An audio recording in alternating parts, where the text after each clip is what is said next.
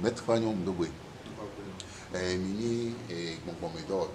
Minona, Togo, Udo Benebe et de Domi. Et puis,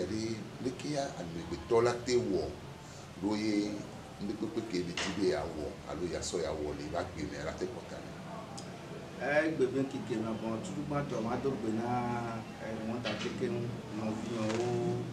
fouillon, toyon, madogo, avec au yame. Les pommes capopo ya me fiare on est auto bassenia que ngaba parce que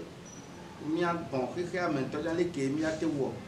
ye nous kon il a te nainami que a mea nous a les subo et moi que dit Milan moi les subo parce que on yame je fi que le fond présentement à me konya on me le porte à on tombe à présent. Et la sondondo bo voa moi bo ke bele soa na unto ja no musitia o matenya bi na le nu ale ke bo bele so na ye chan ko ile na ya o matenya ne be no tonko e kuna dondo ti o po mi agbeto tito an o mi gbona be afa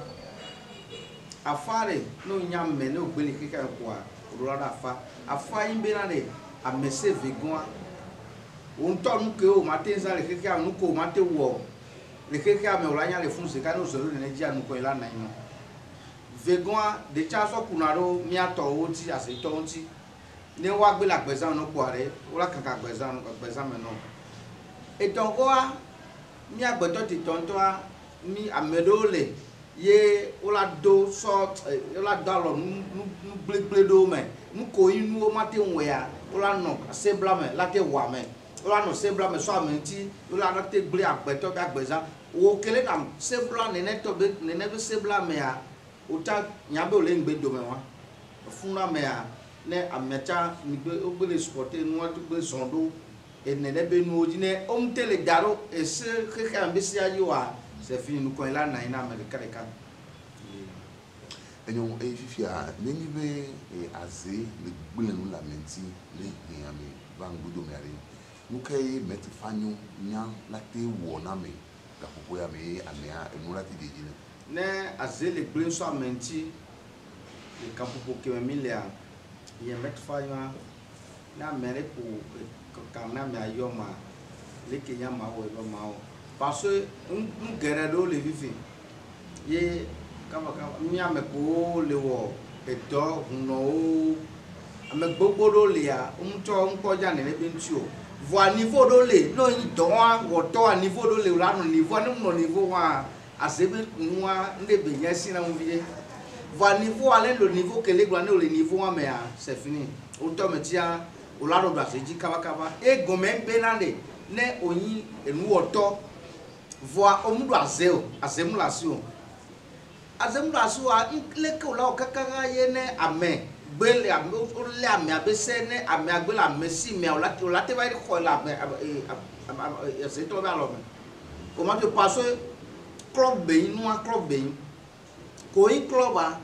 ke ame agbe va gbo ye consultation yo wona nke wona ko nya be na le azegbo be so ale normalement on to metia o la toza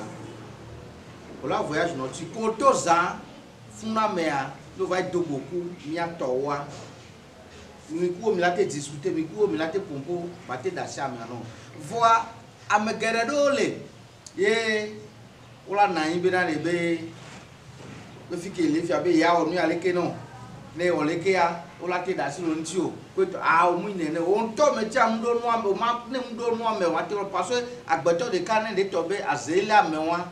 ne o ko ame abe se wa o ma te o do le pe ne ba reso e do le pe tom lo la we ne ba reso porte a vible blebe ko be lai o do la ko ame abe se king boy no ko ame abe se voa aya be ame an top keke won la lo me na e bo wa donc si an ko la gbe o kwa e la reso na me a parce que ame geɖe le fia ɖewo gblɔ bena ɖe ye ame ɖe gbɔ ye ƒu du fi ɖeke ye yɔ ame aleke ame ɖe Niger afiwo vɔ le wɔ dɔ ɖe dɔ atsa ye mu le gbɔ ta ɖe yɔ zã gagba lo awo mu nene o côté wa mu nene o normalement fondation enua be fondation dɔ lele ko lelea ame akɔ ye ŋkpɔ ɖo fondation ebe ɖo la ɖo parce que ati ɖe le ne wo dza va wɔ atia ɖe wo tɔ ɖe dzi na so kea dzi ne mu tɔ so kea dzia ne wo so ta na atia la miɔ egɔme bena ɖe wo la nɔ leke be ɖe wo la do azegba azetɔ la xɔ la da si ame awo ŋutɔ me tia la to zã ame ko la do ame ko le gbɔ na anya bena ɖe wa azemu le si o wo ŋutɔ le to zã la te do gbogbo azetɔ ke be alɔme ame alea wo do ase wa la te yi nene o voa enwa mi o wɔna le fie voa mu resu nɔ o la kpɔ be ame ŋutɔ me tie o la te wɔna mea do le ŋutɔ la te wɔna mea la te kpɔ yaya vi ɖe 5 mois kpɔa evɔ nene be nɔ la gbatrɔ le commencer parce que ame ŋutɔ be dza be sea o ŋkpɔ xɔ le wa be asi nɔ e gba kpɔtɔ le fún donc vi ɖe ke wa wɔ nɔwo gã me sɔ de kuku nɔwo e be tɔ be o la de sɔ amea sɔ nɔ wa ɖe vi ɖe wa ke wo tɔ wa vɔ kpɔ ase fi e kpa vɔ wa donc nene be nɔ la gbatrɔ wɔ amea e wa be ame ɖewo gblɔ be o wɔ nu na ye voa nua ne do ŋua ɖe kpɔa nua gbatrɔ nɔ te nua gbatrɔ le zɔn awo nya wa ne amea ŋutɔ to zã nya zetɔ ŋutɔ enya zetɔ si gbe woawo nene ne to zã ne va yi ase gbegbo dzia va yi gbe nya no va yi xɔ klinya le be se le azetɔ be alɔmea o ma gbasi kpɔ o ma gbasi o parce que ne be nya le zã dzia apipi ɖe le enya apipi wa ye gɔme be se o le te le yovo te o te le afi kpekpe apipi wa tɔa no capte apipi wa ɖo dzi wa nu sia nu ko gbe le wɔ la nɔ nya o gblɔ be ne comme sigbele ke edɔ be yin fi o le wɔ edɔ le gble kpetɔ wa parce que o nya be na le salɛ ko na le dɔ amea o nya be salɛ ayi kpɛ va yi dzi be ya gble so ŋuti o le akpa wa godzia ne o le capte apipi wa parce que o le amerika be selekea ne de tɔ be ne o dza nya nu le ke o le ɖo ne o le pudu ne o le gunɔ gbɔ o le afi ke ŋgbɔ la nya o la sɔ apipi de be o sɔ da o la sɔ da ɖo amea dzi amea be se dzi kpɔa nu ke o le wɔ kpata le yia o la nya afi kpe ko gbe le kpɔ la nya funu ame o la profiter nu ko le wɔna se o le aze gbogbo dzia nu ala nɔ asi so do dzi o mi be o be azetɔ le wɔ nu kɔ ame azetɔ le wɔ nu kɔ ame mi be o kɔ amea vis-à-vis o le amea vis-à-vis le wɔ nu amea be se ke o le sɔ da ɖo zã dzia ye o le wɔ nua ku le funu ye nua le asi ɖo emia ŋutɔ me tia dzi le fie donc le côté wa ne amegbe le ne amea nyanya wɔn ne esi ŋu le nene be akpa godzi ne te yina zã na se be nya de kpekpe va kpɔ la nɔ nu dzi nene be le wa akpɔ ame gbogbo ɖewo le fia mu ɖo nu se nene tɔgbe la nɔ nua klinya ɖewo la yɔ bena de nu ya leke be yi amea leke gbɔ mu te le wɔ na ye ase kpe le to ŋku nɔ awo mu nene o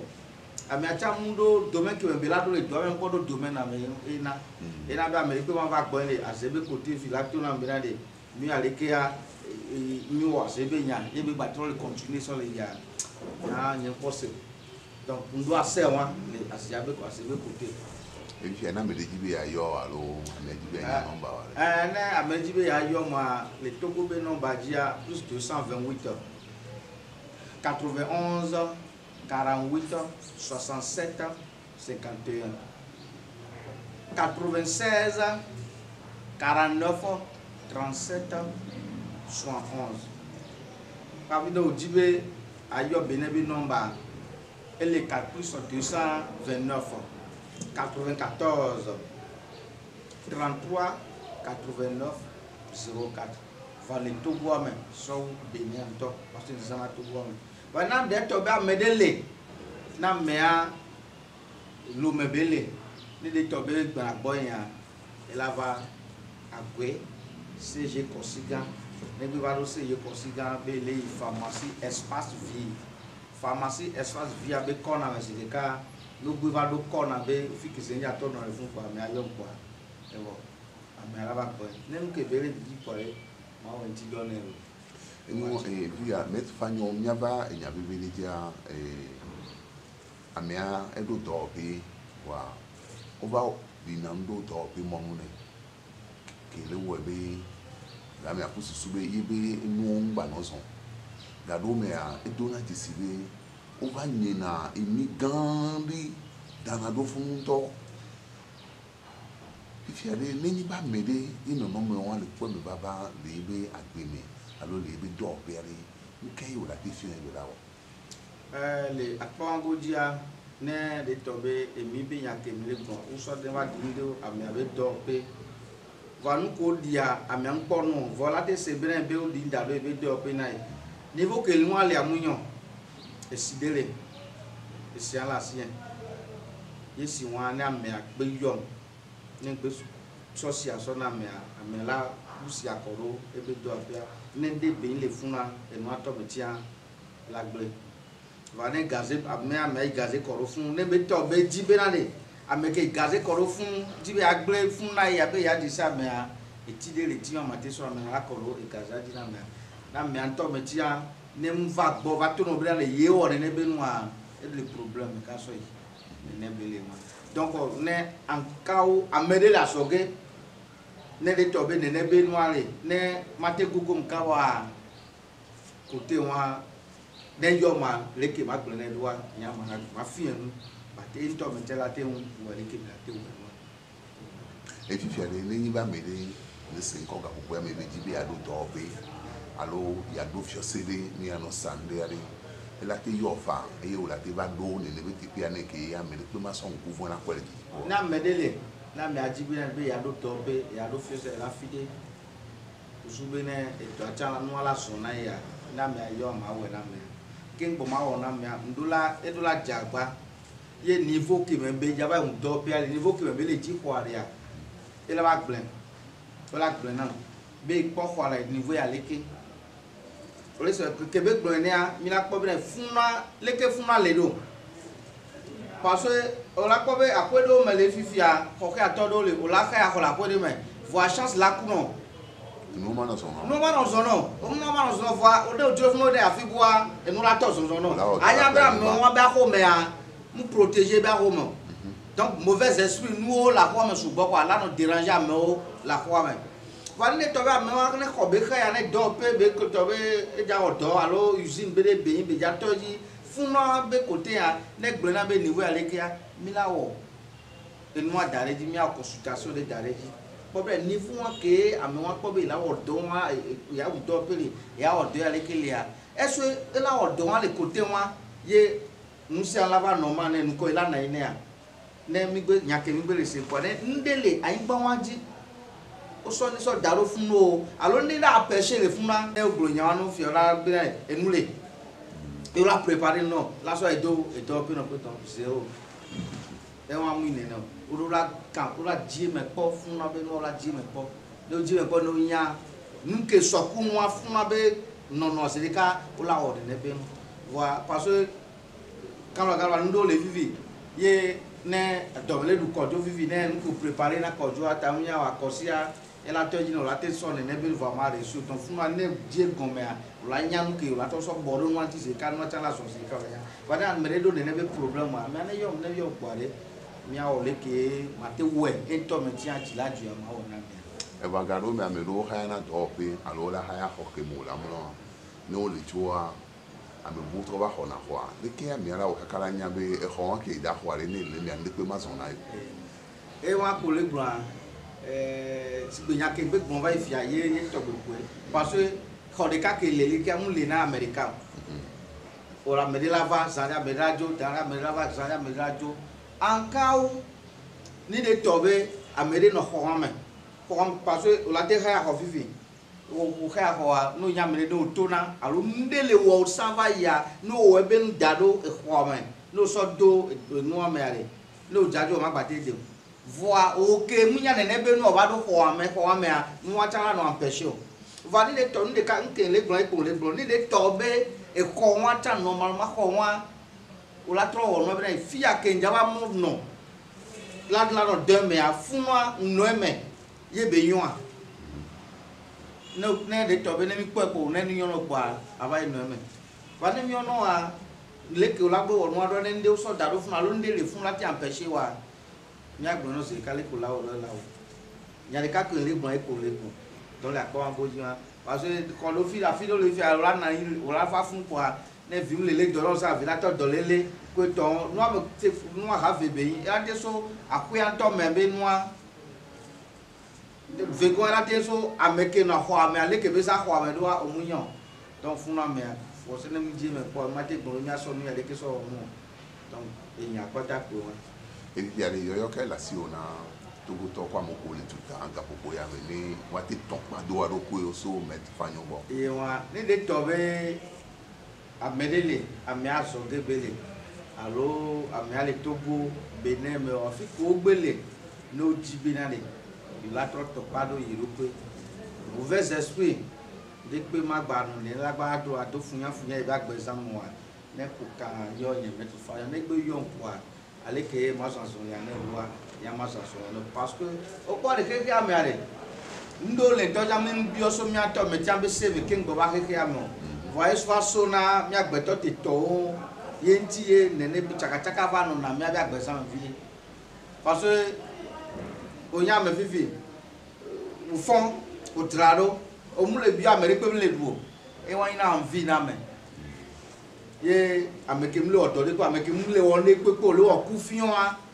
oh America mu ye ku e bo no fi kan bo a e gba toto o la to